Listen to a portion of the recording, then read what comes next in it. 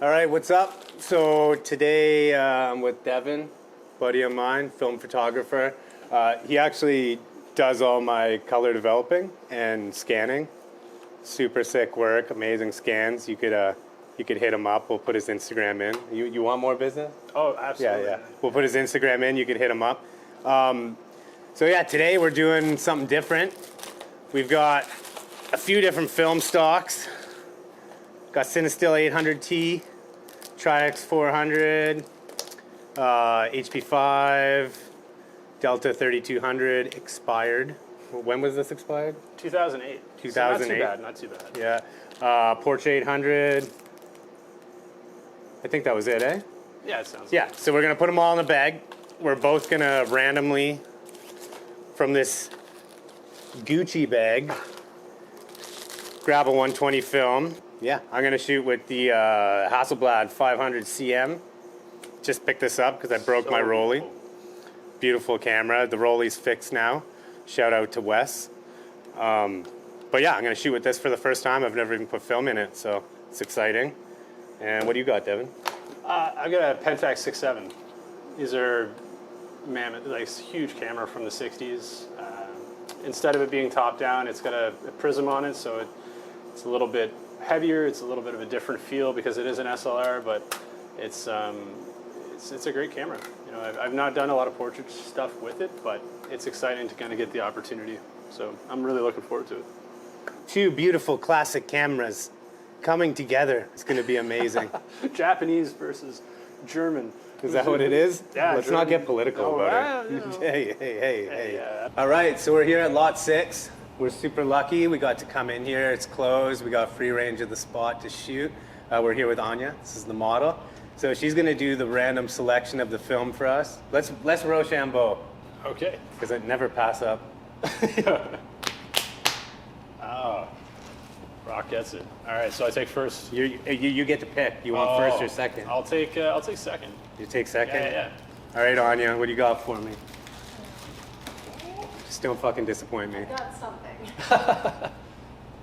Cinestill. Hey, right on. No stranger to me. Big fan of this film stock. Tungsten lighting.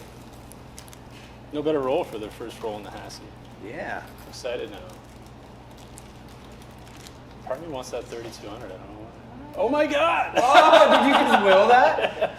All right, we're shooting some expired 3200 Delta. We're gonna shoot it at 16 though. Wait, this is suspicious. How did you get the one film you put in the bag? Listen, man, I have no idea. The only one he added to the bag Yeah. magically gets it. It's it'll be exciting to see how it turns out. As soon as I came in, I was drawn to this corner for some reason. The green, the light coming in the archway of this painting. So I think I'm gonna try and frame something up here. 3, 2.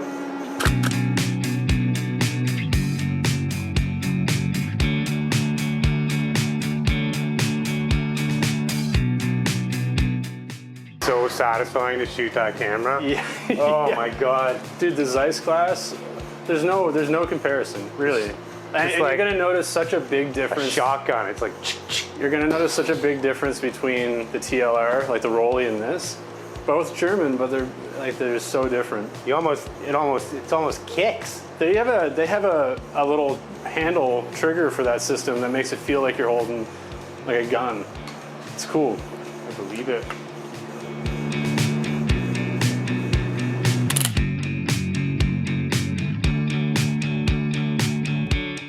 Yeah, I like this a lot. That's really nice.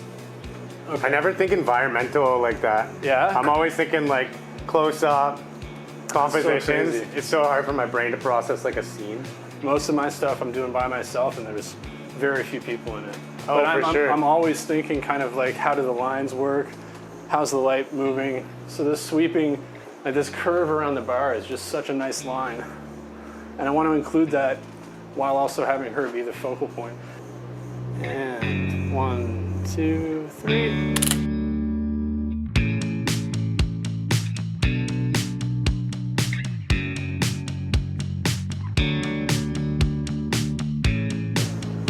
One, two.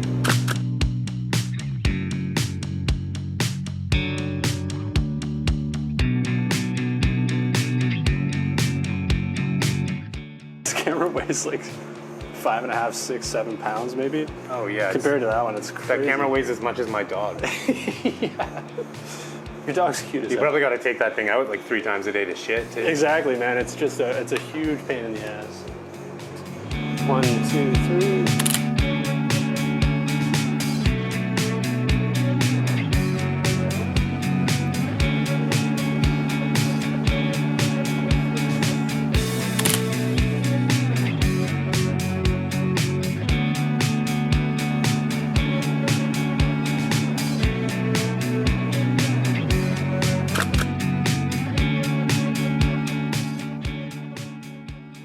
Yeah, we got the first rolls. They felt good. Took our time with it. This time around, we're going to do a speed round. Basically, we're going to pick 2 more rolls, shoot it in 30 minutes, and just try to get through the compositions and see how it goes. So yeah. What we got? What we got? Go ahead. HP5. More black and white. Crazy.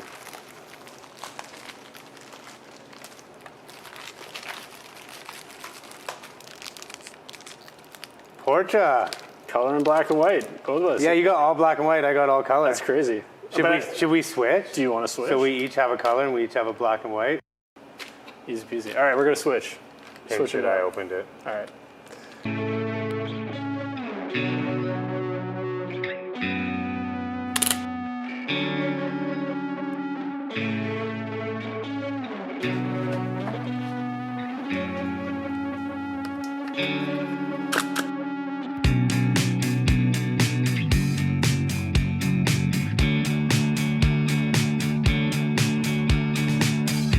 That's a shot of it. 1, 2, 3.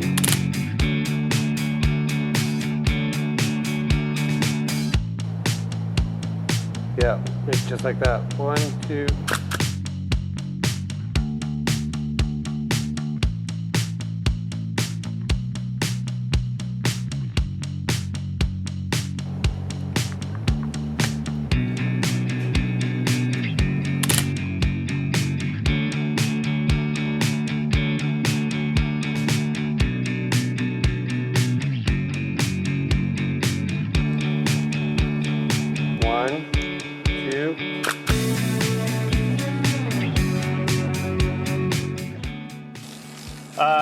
That's a wrap. We did it.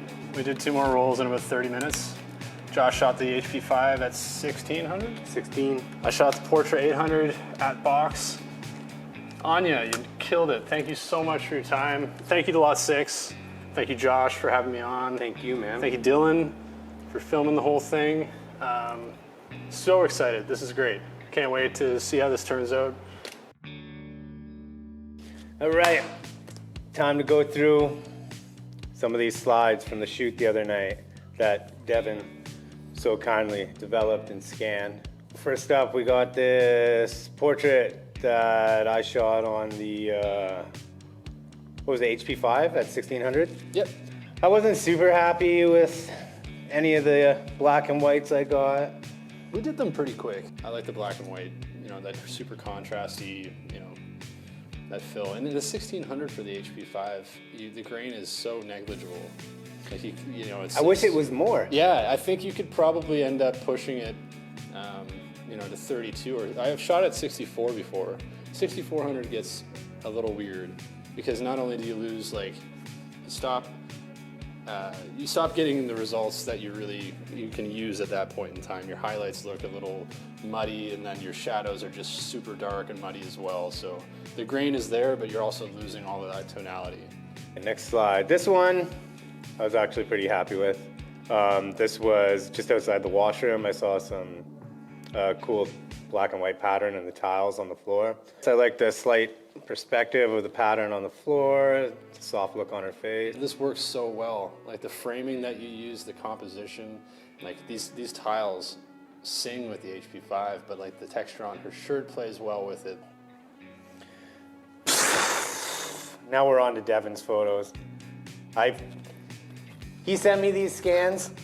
I FaceTimed him at 11 at night. It wasn't even my face. I just had the phone, the camera on the screen, and I was just like, dude, what the fuck? They're so good. Thanks, man. Seeing his photos was just incredibly humbling I mean, aside from this light bulb, this whole photo is underexposed. Yeah. But that's what gives it its ambience and its mood and its. I had that portrait, and the 800 was a slower speed. I knew it was going to be underexposed, but I knew that it would have the latitude to pull out. And those Edison bulbs being blown is fine. Like, Yeah. that doesn't bother me. This one. Last photo of the night. That's the last photo of the night. Last photo on the roll. Her looking through her hair. It almost creates like a holographic effect too, eh? When you're looking at both her eyes and that highlight, it almost like starts to. The dimension, I think at the time when I noticed it, I'd already stopped. Like, I'd already stopped shooting that angle and I'd moved away. But then her hair fell down and I was like, wait, this sounds like this is too good. Don't move, kind of thing. Yeah. She looks like she's got something to say. Yeah. You know what I mean? Like, and that expression. Fuck you just say? I think when I told her at the very beginning, I was like, I don't think any of this I don't want it to look fun. All right, so this, I don't know, this might be my photo of the night for you. I don't know, I'm torn though between a couple, but this is just, portrait photography 101. Everything about it is perfect. The amount of separation from the background, beautiful Rembrandt lighting on her face, a beautiful look on her face, even just like the way her shoulders are, they're not square, they're like almost like opening up to her face, like on a, It's an so angle. soft compared to the other look. Everything about that is It's soft. very open, and I think the one thing that I think people, what I would take away from it, is that her pupils are dilated, and that gives you a sense of just how dark it was, even with those Edisons. All right, so when you made this photo, did you like get a woodland fairy to make love to a firefly and give It's pretty birth to a... hokey, in my opinion, from a stage kind of. Dude, the light is literally blowing her hair. Yeah, it's. There was no wind in there. There was no wind. It's one of those things that you see it, you pull it. You know when people look magical and like it's like, where is it? We're inside. How come there's wind blowing you? Like, she looks whimsical, man. All right, the Cinestill. I got a couple shots from the Cinestill I was stoked on, this one in particular. I think we dumped a little alcohol out in front of the shot glass. It would have been nice to see that kind of show up a bit more. But yeah, I'm happy with it. There was a bit of like this, I don't even know what color you'd call that, like a Cyan, maybe? cyan. Yeah, and it complemented her hair nice, so I kind of boosted that up a bit. I don't typically edit the film photos too much, but I was just like, with the color of her hair, that's such a complementary color. And I cropped it into 2x3 just to give it that kind of wide cinematic feel. Favorite shot of the day, just saying it. This is your favorite? Seriously, it is. And I think it's this thing that we spoke about on the shoot. You're using elements to block off different parts of your shot. Yeah, I brought that glass in, and then I think I brought some of those tumblers in. And it just adds so much texture. Like, it's impressive from like a standpoint where I would like, I wanted to keep mine clean and keep it easy, but this just frames her so well. Yeah, this was the first frame shot, I think. Yep. It's You saw it when you walked in, man. The first second. I looked at that corner and I was just drawn to that corner. What I like about this is, Anya is Eastern European, and for some reason, this photo looks, Eastern European to me. I don't know what it is. It's got to be the royal colors, man. Like, there's something about The royal colors, the coldness of the portrait. Oh, no, this is my photo of the day. Not my photo, it's your photo you took, but this is my favorite photo.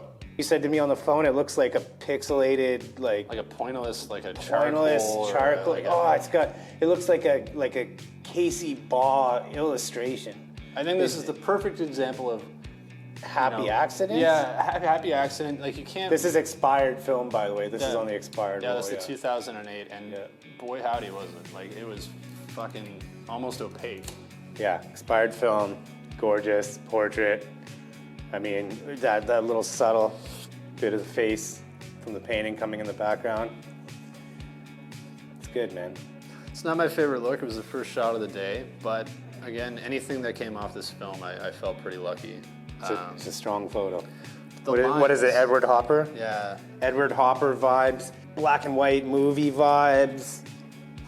It's the little details that you kind of you think about in the moment. You know, adding the lights. You know, making sure that there's something there that fills that space. It gives it a bit more of a lived-in feel.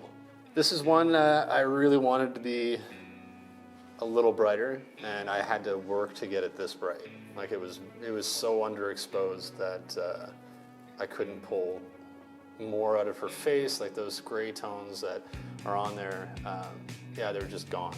There's nothing there. So it's right in the wheelhouse. I love the pose. I think it was a great concept, and I'll probably end up wanting to reshoot that at another time. I love her arms. I love the entanglement. Yep, and just the way that you're holding the glass of wine.